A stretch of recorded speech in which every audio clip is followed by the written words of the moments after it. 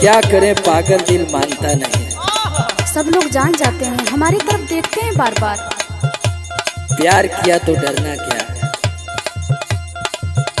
सुनिए, सुनाइए। चैन मिलता ना दिल को दीदार के बिना,